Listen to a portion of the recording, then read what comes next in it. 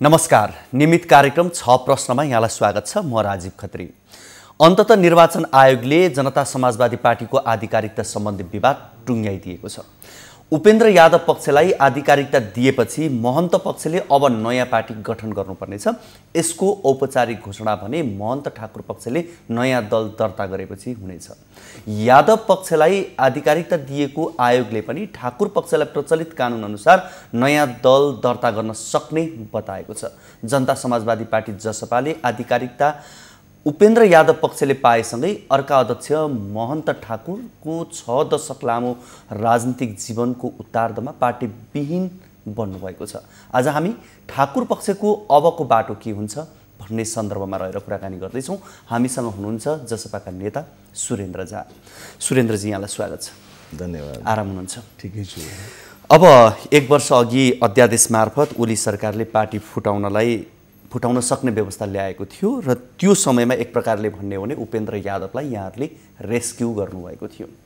तर आज यहाँहरू आफै अल्पमतमा पर्नुभयो, अर्थात् भनौँ यो दुर्घटनामा पर्नुभयो। कसरी लिनुभएको छ?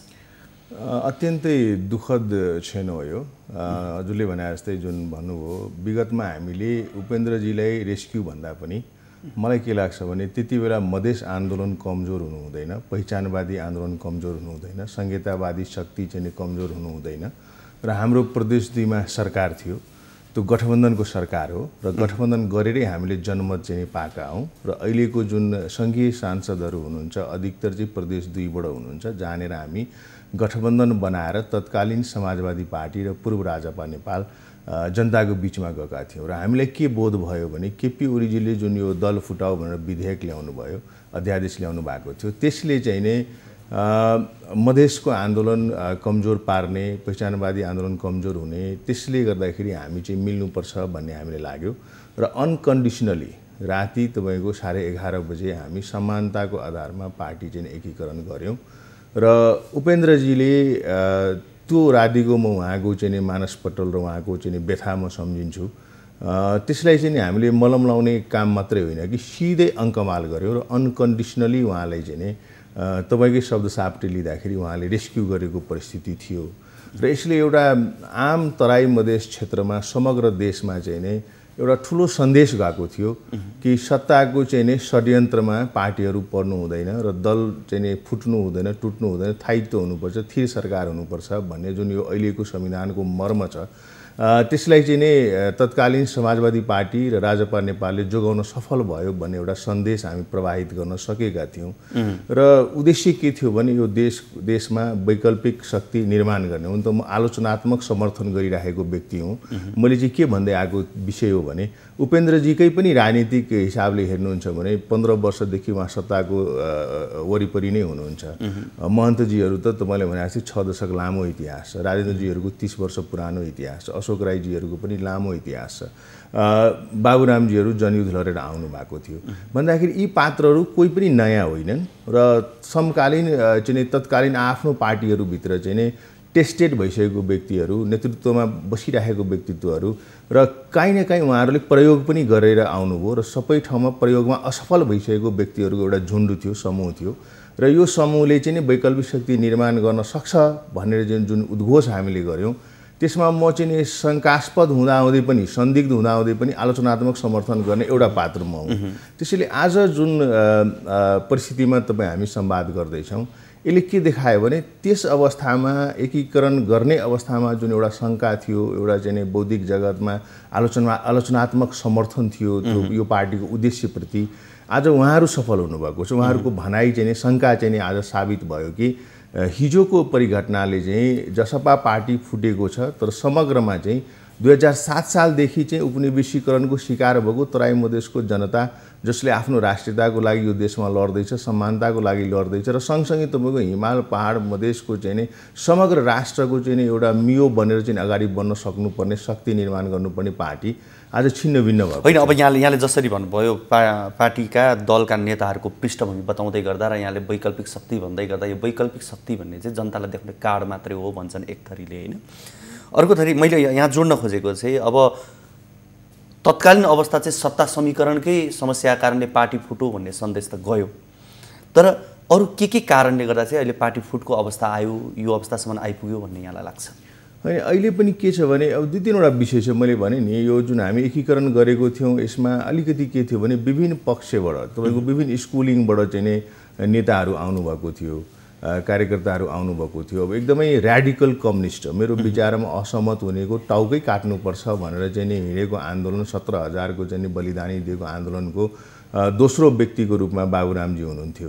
उहाँ पनि हामीसँगै हुनुहुन्थ्यो। संविधान निर्माण गर्दाखेरिको ड्राफ्ट कमिटीको संयोजक हुनुहुन्थ्यो, जुन संविधानमा हामीले हस्ताक्षर गरेनौँ, जसलाई हामी जलाउँदै हिँडेका थियौँ। अर्को चाहिँ तपाईँको लामो लोकतान्त्रिक पृष्ठभूमि, लामो लोकतान्त्रिक राजनीतिमा आन्दोलनमा चाहिँ सक्रिय भूमिका निर्वाह गर्ने, अग्रणी भूमिका निर्वाह गर्ने महन्त ठाकुर जस्तो पात्रहरू हुनुहुन्थ्यो, उहाँसँग जोडिएको पात्रहरू हुनुहुन्थ्यो। अर्कोतिर तपाईँको समानताको राजनीति, उपनिवेशीकरणको चाहिँ विरुद्धमा चाहिँ राजनीति गर्ने तत्कालीन सद्भावना पार्टीको 30 वर्ष लामो अवधिको चाहिँ पात्रहरू हुनुहुन्थ्यो। भन्दाखेरि यहाँ चाहिँ के देखियो भन्दाखेरि अर्को तपाईँको मध्यधारको कम्युनिस्ट पार्टीबाट पनि साथीहरू आउनुभएको थियो। त्यसैले एउटा के देख्यो भने स्कुलिङमा पनि भिन्नता थियो, काम गर्ने प्रक्रियागत पनि डिफरेन्सेस थियो, तर पनि एउटा उद्देश्य उद्घोष के थियो भने हामीसँगै जान सक्छौँ है, अबको परिस्थिति भनेको अलि भिन्न छ है, हामी चाहिँ एउटा वैकल्पिक शक्ति निर्माण हुन सक्छ भन्ने चाहिँ उद्देश्य थियो। तर अर्कोतिर के देखियो भने जसरी तपाईँको 64 सालमा हामीले 63 सालको मधेस विद्रोह पश्चात धेरै ठुलो शक्ति आर्जन गरेर प्रथम संविधान सभामा मधेस केन्द्रित राजनीतिक दलहरू आएको थियो। म सम्झिन्छु तत्कालीन मधेसी जनअधिकार फोरम चाहिँ चौथो शक्ति थियो, तराई मधेस लोकतान्त्रिक पार्टी चाहिँ 5औं शक्ति भएर चाहिँ हामी संविधान सभा प्रथममा यहाँ आइपुगेका थियौँ। र त्यो जुन शक्ति आर्जन गरेर हामी यहाँ आयौँ त्यसलाई चाहिँ हामीले के गर्यौँ भन्दाखेरि त्यो सत्ताको बजारमा हामी त्यसलाई, हाम्रो नेतृत्वले त्यसलाई चाहिँ बडो मजासँग चाहिँ व्यापार गर्नुभयो र चाहिँ हरेक पटक सरकार निर्माण हुँदाखेरि मधेस केन्द्रित राजनीतिक दलहरू फुट्दै गयो र फुट्नुको पछाडि फगत कारण के थियो भने एउटा मन्त्री, एकथान मन्त्री पाउनुपर्ने भन्ने थियो। र 70सम्म आउँदाखेरि त 3वटा मधेस केन्द्रित राजनीतिक दल चाहिँ 13वटामा विभाजन भयो, विभक्त भयो। सो आजको जुन अहिले जसपा पार्टीको जुन एउटा विभाजनको रेखा अगाडि कोरिएको छ त्यसलाई चाहिँ विगतकै पुनरावृत्तिको रूपमा हामीले लिनुपर्छ। जति पटक केन्द्रमा सरकार निर्माण हुन्छ त्यति पटक चाहिँ मधेस केन्द्रित राजनीतिक दलहरू चाहिँ फुट्ने गरेको इतिहास छ। र आजको यो जुन फुट छ जसपा पार्टीको त्यसलाई त्योभन्दा अलग रूपमा चाहिँ हेर्न सकिँदैन। किन भन्दाखेरि हिजो केपी ओली सरकारलाई महन्त ठाकुर पक्षले चाहिँ आफ्नो माग मुद्दा सम्बोधन गराउने ढङ्गको चाहिँ सहकार्य गरेको थियो। सरकारमा सकेसम्म जसपा सँगै जाओस् भन्ने अपेक्षा थियो, त्यो गर्न चाहिँ हामी असफल भएकै हो। किन उपेन्द्रजी बाबुरामजी पक्षले चाहिँ ठाडै अस्वीकार गर्नुभयो र त्यसमा चाहिँ संवाद समेत गर्न सक्नु भएन र हामी असफल भयौँ। भने एउटा समूहलाई लिएर हामी 18 दिने सरकारमा चाहिँ हामी गयौँ, जुन चाहिँ 2070 देखि 78सम्म सरकारमा नगइकन पूर्व राजपा पार्टीले चाहिँ एउटा आन्दोलनकारी भूमिका, एउटा छवि बनाएको थियो, हार्डकोर मधेसवादी पार्टीको छवि बनाएको थियो। तर केपी ओलीजीले केही कामहरू गरिदिनु भयो, 149 जना नेता कार्यकर्ताको मुद्दा फिर्ता लिइदिनु भयो, नागरिकता सम्बन्धी अध्यादेश ल्याइदिनु भयो, संविधान संशोधनको कार्यदल बनाइदिनु भयो भन्दाखेरि त्यसमा टेकेर हामी उहाँलाई सघाउन गयौँ। अर्कोतिर चाहिँ उहाँको जुन उपेन्द्रजीको जुन बहिर्गमन थियो 18 महिने सरकारमा, जुन उहाँ केपी ओलीसँग हुनुहुन्थ्यो, त्यो बहिर्गमनको जुन उहाँको चाहिँ पीडा थियो, उहाँलाई जुन किसिमले निकालिएको थियो, गलहत्याइएको थियो, अपमानित गरिएको थियो, त्यो एउटा आधार थियो। र अर्को तपाईँको बाबुराम भट्टराईको चाहिँ प्रथम संविधान सभापछि उहाँको नेतृत्वमा चुनाव हुन सकिँदैन भनेर चाहिँ अडान केपी ओलीले लिएको थियो। त्यो व्यक्तिगत तुस कुण्ठाले गर्दाखेरि पनि आज उहाँहरू चाहिँ केपी ओलीको सरकारमा जानै हुँदैन अथवा त्यतातिर चाहिँ कुनै सहकार्य नै गर्नु हुँदैन भनेर अडान लिनुभयो। र अहिले चाहिँ शेरबहादुरजीकोमा उहाँहरू फेरि सत्ताकै रेलो खेलोमा अगाडि बढ्दै हुनुहुन्छ। र त्यस कारणले गर्दाखेरि पनि मैले तपाईँलाई भनौँ कि हामीसँग आजभन्दा ठिक तपाईँको 1.5 महिना अगाडि हामीसँग चाहिँ 21 जना सांसद हुनुहुन्थ्यो, हामीसँग चाहिँ 23 जना केन्द्रीय कार्यकारिणी समितिको सदस्यहरू हुनुहुन्थ्यो। हामीलाई जसपा पार्टी फुटाउनै थियो भने त उही बेला हामीले गएर तपाईँको राजनीतिक दल सम्बन्धी ऐन 2073 को धारा 33 टेकेर हामीले अर्को पार्टी बनाउन सक्थ्यौँ नि, तर हामीले त्यो काम गरेनौँ। तर यहाँहरूले पछिल्लो समय यहाँहरूले जुन मूल्य मान्यताको राजनीतिक अभ्यास गर्न खोज्नुभयो त्यो चाहिँ गलत थियो, त्रुटिपूर्ण थियो। अझ भनौँ ओली सरकारमा जाने बेलामा मधेसको मुद्दा उहाँले सम्बोधन गर्ने भन्नुभयो, तर त्यो त लोकतन्त्रको विरुद्धमा थियो भन्ने कुरा त यहाँहरूले बुझ्नु भएन भन्ने पनि त छ नि। होइन, यस्तो छ, लोकतन्त्रको विरुद्धमा भनेको लोकतन्त्रको पक्षधर कसलाई भने विपक्षी कसलाई भन्नेमा भाष्य निर्माण होइन, अध्यादेश मार्फत ल्याइएको कुरा त्यो त लामो समय टिक्छ भन्ने त थिएन। होइन, म तपाईँलाई भन्दैछु जस्तै तराई मधेसको नागरिकको सन्दर्भमा दलितको सन्दर्भमा, जनजातिको सन्दर्भमा, शिल्पीको सन्दर्भमा यो देशमा लोकतन्त्रको अनुभूति कहाँ भएको छ र? एउटा दलित समुदायको युवाले प्रेम गर्यो भन्ने बित्तिकै मारेर खोलामा फाल्ने। तर सुरेन्द्रजी यो त भन्ने कुरा भयो क्या, जस्तो 3 वर्ष त यो 3 वर्ष त तपाईँहरूले त नेताको टाउको गन्ने बाहेक, सङ्ख्या कसको कति भन्ने बाहेक, तराईका मधेसी, आदिवासी, अल्पसङ्ख्यकको विषयमा के कुरा उठाउनु भन्नु त? होइन हामीले कुरा उठाएको छ। मैले तपाईँलाई कहाँनिर जोड्दैछु भने एउटा ठुलो तबका छ यो देशमा जसले लोकतन्त्रको चाहिँ स्पिल ओभर बेनिफिट पाएकै छैन, घर घरमा चाहिँ सरकार गएकै छैन। मैले त्यही विषय उठाउँदै थिएँ कि हाम्रो लागि चाहिँ को लोकतन्त्रवादी को अलोकतन्त्रवादी भन्ने कुरा गर्ने हो भने त संविधान निर्माण गर्दाखेरि यही 3 ठुला दलहरूले संविधान निर्माण गर्नुमा हामीलाई भित्तैसम्म पुर्याउनु भयो। के भन्नुभयो भने 90%ले यो पास गरेको जो संविधान भनेर विश्वको उत्कृष्ट संविधान बनाए भनेर चाहिँ गफ लगाउनु भयो। आज यो संविधानको त्रुटिले गर्दाखेरि यो देश चाहिँ अगाडि बढ्न सकेन। तपाईँको व्यवस्थापिका, कार्यपालिका, न्यायपालिकामा द्वन्द्व छ र हरेक धारा उपधाराको चाहिँ तपाईँको कार्यान्वयन गर्ने बेलामा न्यायालयको चाहिँ व्याख्याको आवश्यकता छ भने यो संविधान त्रुटिपूर्ण छ भन्ने कुरो त साबित भयो नि। अब हाम्रो लागि तपाईँ भन्नुहुन्छ भने त हामीले यो संविधानलाई रिजर्भेसन सहित स्वीकार गरेको छौँ कि यसमा धेरै कुरा राम्रो छ, केही कुरोहरू मिलाउनु पर्यो, मिलाइदिनुहोस् भनेर हामीले मध्यधारको कुरा उठाएको थियो। तत्कालीन तपाईँको चाहिँ लोकतान्त्रिक मधेसी मोर्चाभित्र पनि सद्भावना र तमलोपा पार्टीहरू त हामी मध्यधारको कुरा गर्दै थियौँ। धेरै र्याडिकल कुरा गर्ने भनेको हाम्रो उपेन्द्रजी हुनुहुन्थ्यो, उहाँले पुनर्लेखन नभइकन यो संविधानलाई स्वीकार गर्नै हुँदैन भनेर उहाँले भन्दै आउनुभएको थियो। त्यसैले केपी ओलीजीले पहिलोपटक प्रतिनिधि सभा विघटन गर्नुभयो। हामीले त्यसको लागि सबैभन्दा पहिले जसपा पार्टी सडकमा आएको थियो, सबैभन्दा पहिले यो देशमा देशभरि हामीले विरोध प्रदर्शन गऱ्यौँ। न्यायालयले त्यसलाई रिइन्स्टेट गरिदियो। दोस्रो पटकको चाहिँ तपाईँको विघटन चाहिँ राष्ट्रपतिले गर्नुभयो। न्यायालयले फेरि त्यसमा एउटा निर्णय लियो र हामीले त्यो निर्णय जस्तो सुकै लियोस् तर हामीले त्यसलाई स्वीकार गरेको हो। त्यसैले लोकतन्त्र हो भने त शक्ति पृथकीकरणको सिद्धान्त अनुसार विभिन्न इन्स्टिट्युसन्सहरू लोकतान्त्रिक पद्धति चलाउँदाखेरि शक्ति पृथकीकरणको सिद्धान्त अनुसार विभिन्न इन्स्टिट्युसन्सहरूले आफ्नो ढङ्गले काम गर्छ, त्यसलाई स्वीकार गर्नु पनि त हो नि। त्यसैले हामी केपी ओलीजीलाई सघाउन गएको होइन। केपी ओली समस्यामा हुनुहुन्थ्यो, हामी त झन् त्योभन्दा ठुलो समस्यामा छौँ। किन भन्दाखेरि हाम्रो साथीहरू जेलमा हुनुहुन्छ, हाम्रो निर्वाचित सांसदहरू जेलमा हुनुहुन्छ। हाम्रो साथीहरूको तपाईँलाई थाहा छ कि छैन, त्यो जग्गा रोका गरिदिएको छ, छोरी बिहा गर्न मिलेको छैन। तपाईँको नवलपरासीको घटना म तपाईँलाई भन्दैछु। भन्दाखेरि हामी त मधेस र थरवट आन्दोलनको जगमा भएको केही मानवीय संवेदनासँग जोडिएको मुद्दा सवालहरूमा यो निरूपण होस् भनेर हामीले पनि त ट्याक्टफुली आफ्नो कुरा राख्न गएको हो नि त। तर जस्तो एक मधेस आन्दोलनका सन्दर्भमा होस् या अन्य आन्दोलनको सम्बन्धमा यहाँहरू एक हुनुहुन्छ, अन्य दलहरूमा पनि त्यो छ। आन्दोलनको समयमा चाहिँ एक हुने, तर सत्ता समीकरणको बेलामा चाहिँ फुटको अवस्था आउने। करिब अहिलेको अवस्था पनि यही नै भयो। अझ भनौँ यहाँहरूले आमन्त्रणै गर्नुभयो अरूलाई दोष दिने भन्दा पनि भन्ने कुरा पनि त छ नि। मैले अघि नै स्वीकार गरेँ, यो दुःखद पक्ष हो। मैले तपाईँलाई भने नि हिजोसम्म हामीसँग 21 जना सांसद हुनुहुन्थ्यो, कार्यकारिणीमा 23 जना साथीहरू हुनुहुन्थ्यो। दल फुटाउनु नै थियो र जसपालाई चाहिँ घातै गर्नु थियो भने त हामी यो काम गर्न सफल हुन्थ्यौँ नि त। महन्त ठाकुरजीले चाहेको भए त त्यो चिज हुन्थ्यो नि त। अझ महन्त ठाकुरजीमा त्यो राजनीतिक अवस्थाको बोध नभएको भए राति 11 बजे खाली पेज लिएर हिँड्दै गरेको उपेन्द्र यादव, रन्थन लिएर हिँड्दै गरेको उपेन्द्र यादव, त्यसलाई त हामीले रेस्क्यु गर्नुपर्ने जरुरी थिएन नि। यो त सर्पलाई दुध खुवाएको जस्तो भयो नि। तर उपेन्द्रको जुन स्कुलिङ छ त्यो तपाईँको चाहिँ नि यो षड्यन्त्र गर्ने, अलिकति राम्रो अवस्था आउने बित्तिकै घात गर्ने, अल्पमत बहुमतको खेल गर्ने, छपामार शैलीमा निर्णय लिने। अझ उहाँको गुरुजी हुनुहुन्छ त्यहाँ बाबुरामजी, अनि उहाँहरू त्यो लाइनमा लाग्नुभयो। तर आज उहाँहरू चाहिँ मखलेल हुनु होला, आज उहाँहरू चाहिँ खुसी हुनु होला। तर यसको असर त तपाईँको समग्रतामा 2007 सालदेखि अनागरिकहरूको आन्दोलन, उपनिवेशीकरणको शिकार भएको नागरिकहरू, अलग थलग पारिएको नागरिकहरू, राज्यको मूल प्रवाहमा आउन नसकेको नागरिकहरूको आवाज उठाउने भन्ने खोलिएको पार्टी त आज कमजोर भयो नि त। त्यसैले समग्रतामा भन्नुहुन्छ भने त यो यसको चाहिँ असर त समग्र राष्ट्रको चाहिँ रूपान्तरणमा असर पर्ने स्थिति आयो। अब अहिले जो साथीहरू उहाँसँग जानुभएको छ, हिजो उहाँकै दल फुटाउनलाई रातभरि चाहिँ त्यो सांसद चाहिँ होटलमा बस्नेदेखि लिएर सारा रमाइलो सिन तपाईँले देख्नुभयो। त्यो अपहरणको चाहिँ तपाईँको नाटक गर्ने अथवा हुने अथवा चाहिँ गर्ने सबै त्यही छन् आज पनि। र अहिले पनि हाम्रो केही मित्रहरू चाहिँ त्यहाँ जानुभएको छ। के सोचेर भने उपेन्द्रजी चाहिँ रानी माउरी हुनुभयो, त्यहाँ वरिपरि भयो भने म चाट्न पाइन्छ कि भनेर जानुभएको छ। मैले शुभकामना दिन्छु। तपाईँ चाहिँ नि त्यो सफल हुनु होला, तर कसरी व्यवस्थापन गर्नु छ भने हेर्ने अवस्था छ नि त। हामीले जसलाई मन्त्री बनायौँ त्यो साथीहरू पनि जानुभयो, जसलाई मन्त्री बनाउन सकेनौँ त्यो साथीहरू पनि जानुभयो। 20 जना सांसद थियो, 11 जना मन्त्री बन्नुभयो, त्यही पनि 9 जना असन्तुष्ट हुनुभयो र अर्कैतिर जानुभयो। भन्दाखेरि त यो साथीहरूको जुन यो जनताबाट निर्वाचित भएर आउनुभएको छ, कतिपयलाई पार्टीले समानुपातिकमा अवसर दियो।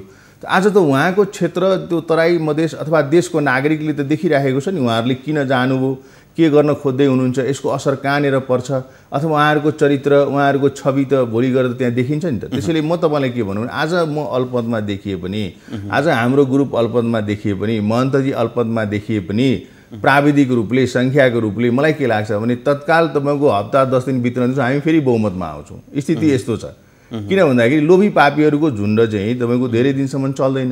र म तपाईँलाई भनौँ हाम्रो पक्षबाट महन्त ठाकुरजीको पक्षबाट भन्नुहोस् अथवा हामी साथीभाइहरूले कसैलाई पनि एउटा टेक्स्ट पनि गरेको छैन कि तपाईँ हामी कहाँ आउनुहोस् है, यो लाइनमा उभिनुहोस् है भनेर। किन यो त राजनीतिक छवि चरित्रको परीक्षण पनि त हो नि। यो त अगाडि यहाँले बालकोटमा के अरे भक्तपुरमा लगेर राख्नुभयो नि? नै, हामीले बालकोटमा लगेर राखेको होइन। तपाईँलाई म भनौँ 4 बजे हामी त्यहाँ गयौँ, बैठक गऱ्यौँ, 10 बजे राति सबै आफ्नो घरमा जानुभयो, आफ्नो ठाउँमा फर्किनुभयो। त्यो एउटा प्रसङ्गमा चाहिँ हामी बैठक गर्ने हिसाबले त्यहाँ गएको हौँ। बन्दको स्थिति थियो, सबै ठाउँमा मिटिङ सिटिङ गर्ने स्थिति नभएको हुनाले हामी त्यहाँ गएको हौँ। तर मैले तपाईँलाई के भन्दैछु भने यो विकृत राजनीतिक रूप चाहिँ नेपालको जुन यो राजनीतिक परिदृश्यमा देखिएको छ, यसले चाहिँ जनतालाई त आकर्षण गर्न सकेको छैन। त्यसैले जसपा पार्टी पनि योभन्दा अछुत रहेन भनेर मैले भने। हस्, यो कुराकानीलाई हामी निरन्तरता दिनेछौँ। यति बेला भने पालो भएको छ लाइफ बोय हात धुने ब्रेकको।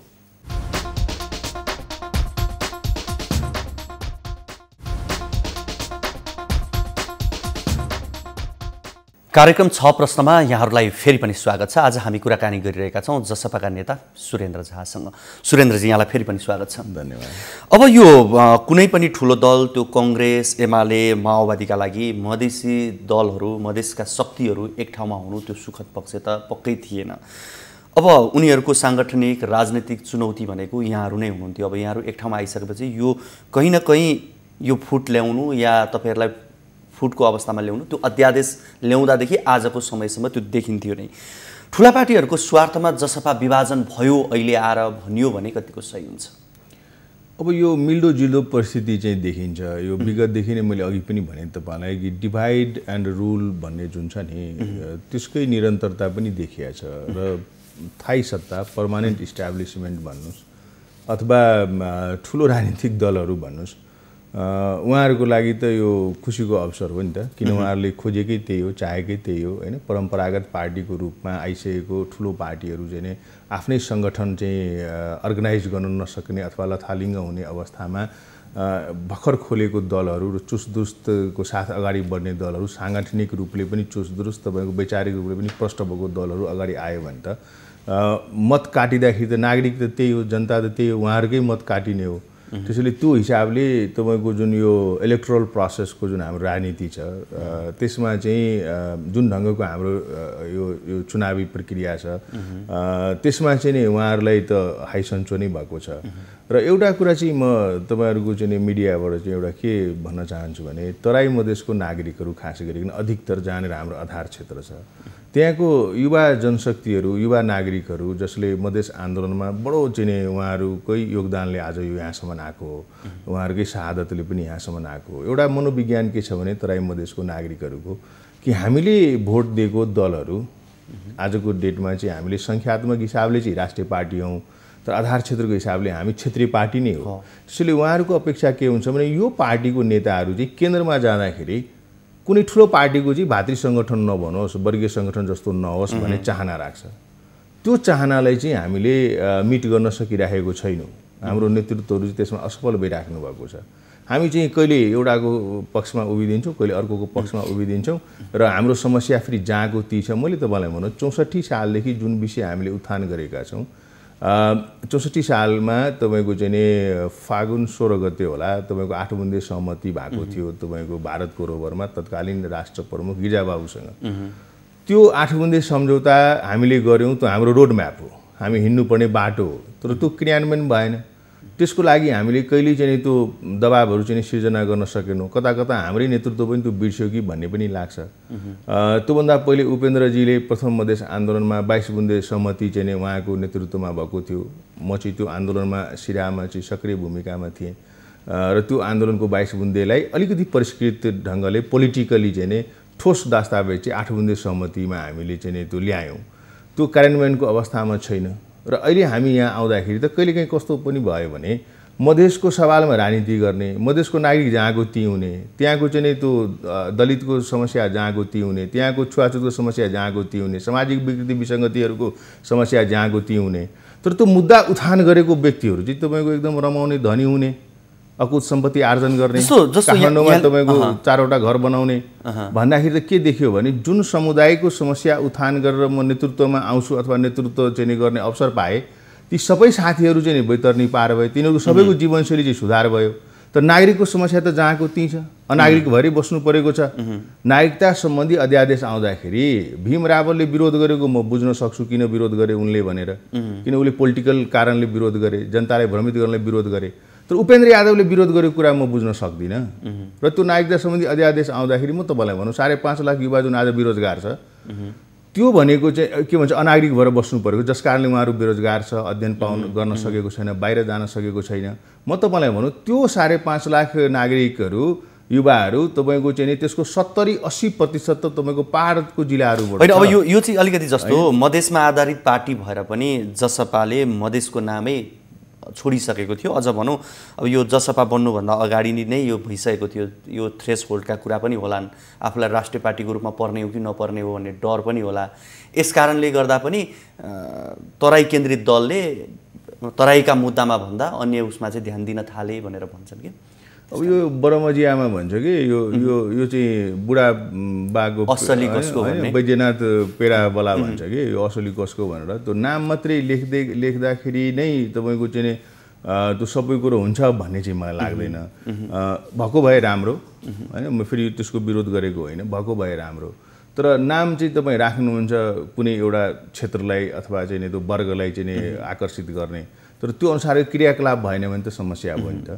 त्यसैले नाम जेसुकै राखे तापनि प्रतिबद्ध चाहिँ हुनु पर्यो, अकाउन्टेबिलिटी हुनु पर्यो, त्यो चाहिँ देखिँदैन। त्यसैले मैले जुन तपाईँले अघि उत्थान गर्नुभयो, परम्परागत पार्टीहरू, पर्मानेन्ट इस्टाब्लिसमेन्टको साथीहरू अथवा चाहे त्यो हरेक ठाउँमा चाहिँ त्यो सुरक्षा निकायदेखि लिएर ब्युरोक्रेसीदेखि लिएर राजनीतिक वृत्तदेखि लिएर हरेक ठाउँमा चाहिँ न्यायालयदेखि लिएर तिनलाई त असहज भइराखेको छ नि त। हिजोदेखि खाइपाइ आएको 250 वर्षदेखि राज्यको उसमा हरेक क्षेत्र अङ्गमा हालिमुहाली भएको एउटा जुन तबका छ, त्यसलाई त उकुस मुकुस हुन्छ नि त, असहज हुन्छ नि त। हामीले प्रश्न गर्न थालेपछि why this, why not me भनेर प्रश्न गर्न थालेपछि त उनीहरूलाई उकुस मुकुस हुन्छ। त्यसको लागि पनि हामी चाहिँ एकत्रित हुनुपर्ने, एकताबद्ध भएर अगाडि बढ्नुपर्ने भन्ने परिस्थिति थियो। त्यसैले जुन हिजो जुन जसपा पार्टीको एउटा निर्णय भयो निर्वाचन आयोगमा, हुन त यो अन्तिम निर्णय छैन, किन हामीले यो पुनरावेदन गरेका छौँ, अदालतमा यो विषय विचाराधीन छ। 15 गते फेरि बोलाउनुहुन्छ, अर्को रिट परेको छ, राजपा छुट्टै सपा छुट्टै बनाइदियो भनेर पनि रिट परेको छ। त्यसमा के आउँछ कानुनी व्याख्या त्यो हेर्न बाँकी छ। तर त्यो मैले के देख्दैछु भने यसरी विभक्त हुँदाखेरि बिना कारण कसैलाई चाहिँ नै तपाईँको अथवा चाहिँ व्यक्तिगत कुण्ठाको कारणले गर्दाखेरि, इगोको कारणले गर्दाखेरि फरक मत राख्ने बित्तिकै तपाईँको चाहिँ पार्टीलाई फुटाइहाल्ने, त्यो फरक मत राख्ने साथीहरूलाई अकोमोडेट गर्नै नसक्ने नेतृत्वको जुन खास गरिकन शैली छ, दुईटा चिज मिल्छ हजुरको। यो कम्युनिस्ट सिद्धान्तको चाहिँ राजनीतिक सङ्गठनहरूमा नेतृत्वलाई प्रश्न गर्ने बित्तिकै त्यो नेताले धावा बोल्यो भन्ने हुन्छ, त्यसलाई चाहिँ निकालिहाल्नुपर्छ, त्यसलाई चाहिँ तपाईँको श्रम शिविरमा राखिदिइहाल्ने अथवा त्यसलाई पार्टीबाट निकालिहाल्ने। त्यस कारणले कम्युनिस्ट पनि धेरै फुट्छ। धेरै पटक नारा आयो होइन, तपाईँको 47 सालमै नारा आयो, 46 सालतिर सबै वाम एक ठाम भनेर। अब 50 वर्षसम्म नेपाली काङ्ग्रेसले केही नगरे हुन्छ, अब त्यो हामी राज्य चलाउँछौँ भनेर प्रचण्डले भन्दै हिँडेको थियो, आज नेकपा पार्टी तपाईँको 3 टुक्रा भइसक्यो, स्थिति यस्तो छ। त्यस्तै एउटा परिस्थिति चाहिँ यो पहिचानमा आधारित राजनीति गर्ने मधेस केन्द्रित राजनीतिक दलहरूको पनि हो। त्यहाँ के हुन्छ भने सङ्गठन अलिकति सानो हुन्छ, नेताको चाहिँ एउटा टावरिङ पर्सनालिटी भनेको मान्छे मुस्किलले 1 जना 2 जना हुन्छ, र त्यहाँनिर चाहिँ त्यो नेतृत्वलाई प्रश्न गर्न थाल्यो, नेतृत्वलाई चाहिँ त्यो क्वेसन गर्न थाल्यो भने त्यसलाई पार्टीबाट निकालिहाल्ने किसिमको चाहिँ नि कल्चर त्यहाँ पनि देखिन्छ। त्यसैले फरक मतलाई सँगै लिएर हिँड्नु भनेको पो लोकतन्त्र हो त। सुरेन्द्रजी, जस्तो ओलीको कदमको विरोधमा उत्रिएका तत्कालीन विपक्षी दलहरूले महन्त ठाकुरलाई प्रधानमन्त्री बन्नका लागि अफर पनि नगरेको होइन। यो दोस्रो संसद विघटन अघिसम्म पनि हेर्ने हो भने ठाकुर पक्षलाई जता पनि फाइदै फाइदा जस्तो देखिन्थ्यो। आफै सत्तामा गएर धेरै कुरा परिवर्तन गर्न सकिन्थ्यो भने त्यो अवसरलाई चाहिँ किन यहाँले सदुपयोग गर्न सक्नु भएन भन्ने प्रश्न त अनुत्तरित नै रह्यो नि। होइन, यस्तो छ, अब महन्त ठाकुरजी नेपालको राजनीतिमा एउटा धेरै ठुलो टावरिङ व्यक्तित्व हुनुहुन्छ र उहाँले त्यो टावरिङ व्यक्तित्व किन बनाउनु भएको छ भने जुन सिद्धान्तलाई अङ्गीकार गरेर उहाँ राजनीतिमा आउनुभयो त्यो सिद्धान्त अनुसारको चरित्र उहाँले बनाउनु भएको छ र एउटा निष्ठाको, त्यागको र एउटा चाहिँ नि तपाईँको ट्रान्सपरेन्ट व्यक्तित्वको चाहिँ उहाँ प्रतिमूर्ति हो।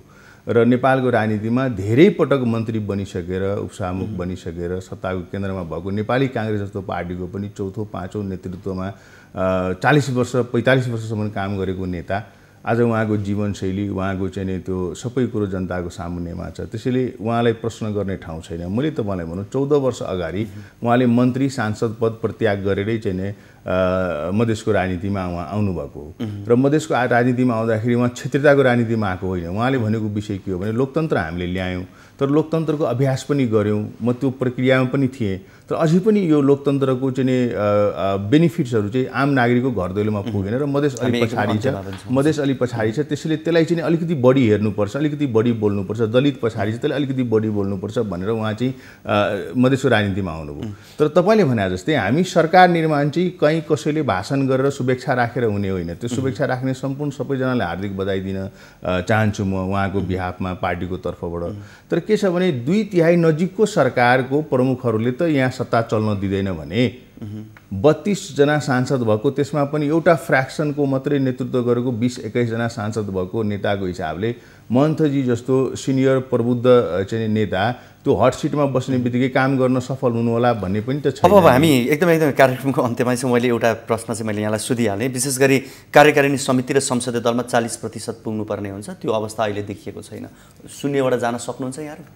हामी विगतमा पनि गएकै हौँ। जहाँ महन्त ठाकुर हुनुहुन्छ मुद्दा त्यहाँ हुन्छ, राजनीतिक दल त्यहाँ हुन्छ, हाम्रो पार्टी त्यहाँ हुन्छ भने एउटा कुरा। अर्को कुरो के छ भने यो चाहिँ धारा हाम्रोमा आकर्षित हुँदैन, किन यो द्वन्द्वको धारा चाहिँ 43 र 44 टेकेर उपेन्द्रजी आउनुभएको छ। त्यसैले हाम्रो पार्टीको केसमा चाहिँ 40% पुर्याउनु पर्ने स्थिति छैन। संविधानमा हुन्छ, हाम्रो निर्वाचित जनप्रतिनिधिहरूको पद यथावत रहन्छ, त्यसमा कुनै शङ्का नगरे हुन्छ। हस्, यहाँको यो महत्त्वपूर्ण समय र संवादको लागि यहाँलाई धेरै धेरै विचार राख्ने अवसर दिनुभयो, धन्यवाद। हामीसँग हुनुहुन्थ्यो जसपाका नेता सुरेन्द्र झा। आजको कार्यक्रमको निर्धारित समय सकिसकेको छ। भोलिको कार्यक्रममा नयाँ अतिथि र नयाँ विषयसँग रहेर कुराकानी गर्न आउने नै छौँ। तबसम्मको लागि बिदा दिनुहोस्। हवस् त, नमस्ते।